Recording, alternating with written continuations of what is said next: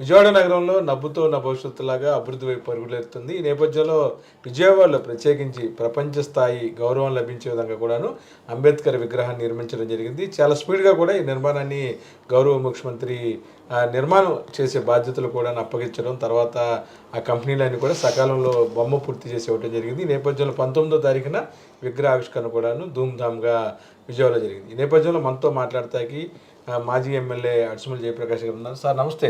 విజయవాడ స్వరాజ్ మైదానంలో అంబేద్కర్ విగ్రహం నవ్వుతో నా భవిష్యత్తులాగా గౌరవ ముఖ్యమంత్రి ప్రారంభించారు. ఆ రోజు ఏదైతే 19వ తారీఖున పూర్తిగా బందర్ రోడ్డు ట్రాఫిక్ జామ్ అయింది, లక్షలాది మంది ప్రజలు వచ్చారు, ఎవరు కూడా ఊహించినంత సక్సెస్ అయింది. ఎందుకని ఎంత సక్సెస్ అయింది అంటారు? ముందు దీనికి ఒక చరిత్ర చెప్పాలండి.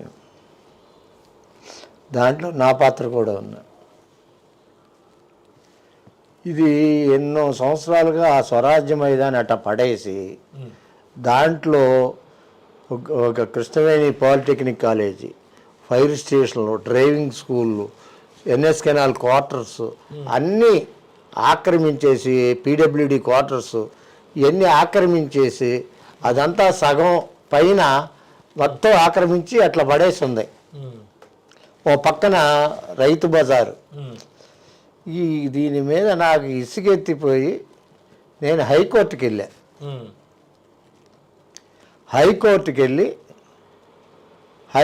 వెళ్తే నేను హైకోర్టులో ఒక ఆర్డర్ తెచ్చుకున్నా.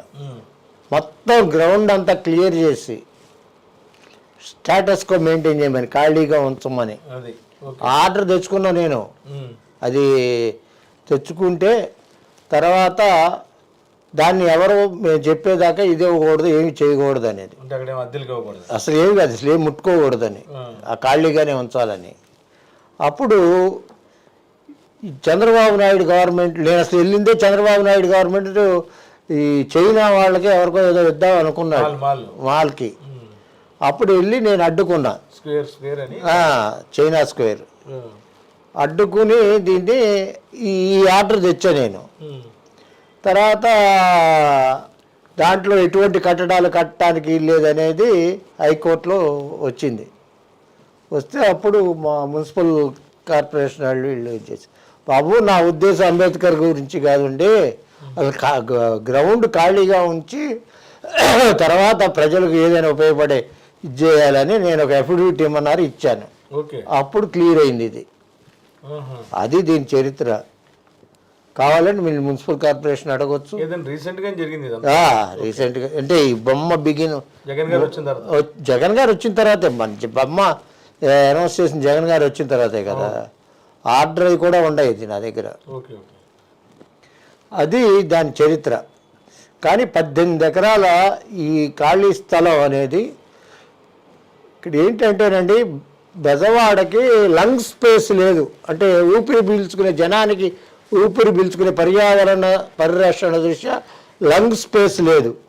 ఏదైనా ఖాళీగా స్థలాలు ఉంటే తప్ప దాంట్లో మళ్ళీ అవి కట్టి, బిల్డింగులు కట్టి, ఇంకోటి కట్టి, ఒకటి వచ్చి ఇంకోటి కట్టేసి దాన్ని అంతా ఆక్రమించేస్తే పర్యావరణం సమతుల్యం దెబ్బతింటుంది. అందుకని దీని విగ్రహం పెట్టి చక్కగా పార్కులు వేసి, తర్వాత గ్రంథాలయాలు పెట్టి చక్కటి నిర్మాణం చేసి, బోనంత ఖాళీ స్థలం, వాకింగ్ ట్రాక్, ఆహ్లాదకరంగా పార్కులు ఇవన్నీ ఇది డెవలప్ చేయటం వలన పర్యావరణాన్ని సమతుల్యం పాటించడం జరిగింది. దానికి నిజంగా జగన్ గారికి హ్యాట్స్ ఆఫ్. విగ్రహం అంటే ఆషామాషి విగ్రహం ఎట్లా, ప్రపంచంలోనే ఎత్తైన విగ్రహం ఇది. స్టాచ్యూ ఆఫ్ లిబర్టీ ఎట్లాగో ఇది, దీన్ని మన జగన్ గారు social justice statue of social justice అని మొన్న జగన్ గారు ఎవరైనా ప్రపంచంలో ఎక్కడికి వెళ్తే స్టాచ్యూ ఆఫ్ సోషల్ జస్టిస్ ఎక్కడుందా అంటే విజయవాడలో ఉందనేది. ఇవాళ విజయవాడకి పేరు తెచ్చిపెట్టారు అంబేద్కర్ విగ్రహం ప్రతిష్ఠించడం ద్వారా. జగన్మోహన్ రెడ్డి గారు అది పెద్ద టూరిస్ట్ స్పాట్ అవుతుంది. అది మీకు భవిష్యత్తులో బెజవాడలో ఎవరు వచ్చినా సరే, బెజవాడ కాదు బయట రాష్ట్రాల నుంచి కూడా వస్తారు డెఫినెట్గా వచ్చి, ఇది పెద్ద టూరిజం హబ్ అవుతుంది ఈ అంబేద్కర్ గారి విగ్రహాన్ని. ఎందుకంటే అంబేద్కర్ గారు అంటే రాజ్యాంగ నిర్మాత. ఇవాళ ఇన్ని వేల మంది, కోట్ల మందికి ఈ బడుగు బలహీన వర్గాలకి ఉద్యోగాలు వస్తున్నారంటే వాళ్ళు మంచి పొజిషన్లో ఉన్నారంటే అన్నీ కలిపి అవకాశాలు కల్పించింది అంబేద్కర్ గారు.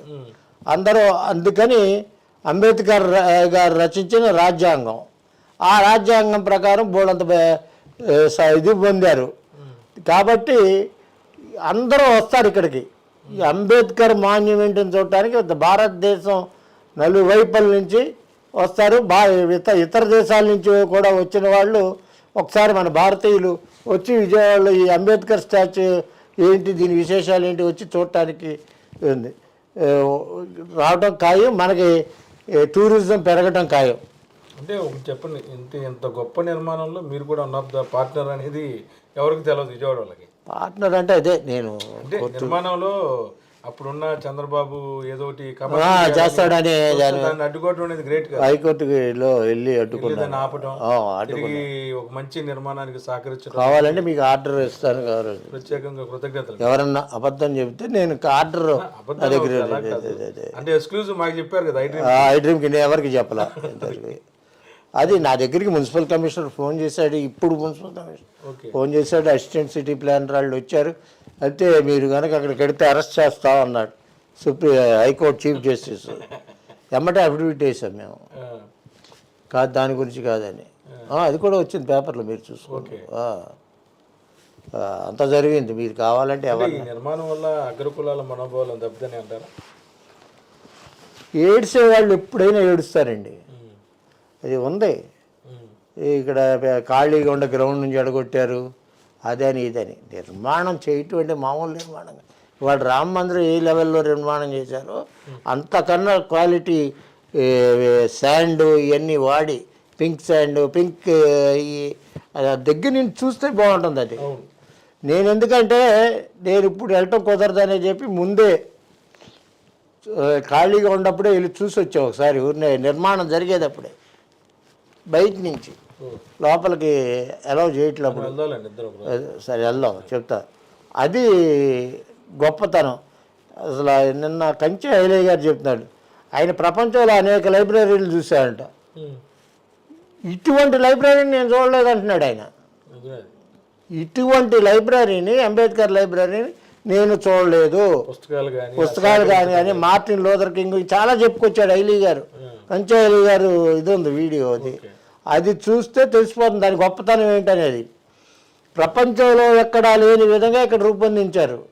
నిజంగా హ్యాట్స్ ఆఫ్ అండి దీని శిల్పులు, దీన్ని ఇది చేసిన వాళ్ళు మొత్తానికి. ఐ థింక్ శ్రీలక్ష్మి గారి పాత్ర బాగా ఉందనుకోండి.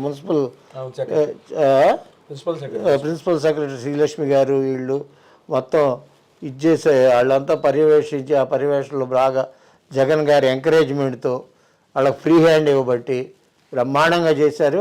ఇది నా రెండు నెమళ్ళు అంబేద్కర్ విగ్రహం, నభోతో నభవిష్యత్ అన్నట్టు చాలా గొప్పగా తీర్చిదిద్దిన విగ్రహం అనాలా, మాన్యుమెంట్ అనాలా, ఏదైనా అనవచ్చు. స్మారక స్మృతి, నిజమైన సోషల్ జస్టిస్ మూర్తిభవిస్తూ ఉంటుంది అంబేద్కర్ విగ్రహం చూసినప్పుడు. ఆ సోషల్ జస్టిస్ని కాపాడుకోవాలి. దాన్ని చెడగొట్టే ఈ ఇళ్ళు చాలామంది ఉన్నారు ఈ సమాజంలో. దాన్ని పాడు చేయటానికి ఈ రాజకీయ పార్టీలే ఉంటారు, వేరే వాళ్ళు కాదు. కుళ్ళు కుతంత్రం వాళ్ళకి. బొమ్మ చూడగానే ఒక రకంగా, బొమ్మ చూడగానే నిజంగా మనిషి అనేవాడైతే బ్రహ్మాండమైన ఇన్స్పిరేషన్ వస్తుంది. ఆడెప్పుడు అవును, పైన అమ్మవారు కింద అంబేద్కర్ అని స్లోగన్ వచ్చింది. ఇదివరకు అమ్మవారు అనేది ఎవరు అన్నారు, అది కాదు కాదు కాదు.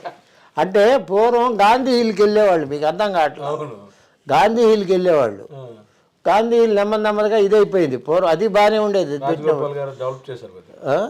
రాజగోపాల్ గారు కదండి అసలు. దానికి కేఎల్ రావు గారు, మూర్తిరాజు గారు, గాంధీ ఫౌండేషన్ వాళ్ళు, గాంధీ హిల్ కేఎల్ రావు గారు, అట్లా రాజగోపాల్ గారు నథింగ్. అదే ఉంది అదే.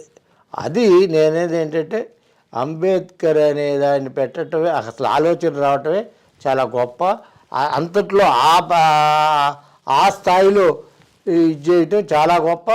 నిజంగా నాకు మా ఇంటి మీద నుంచి కనపడుతుంది అంబేద్కర్ విగ్రహం కనపడుతుంది.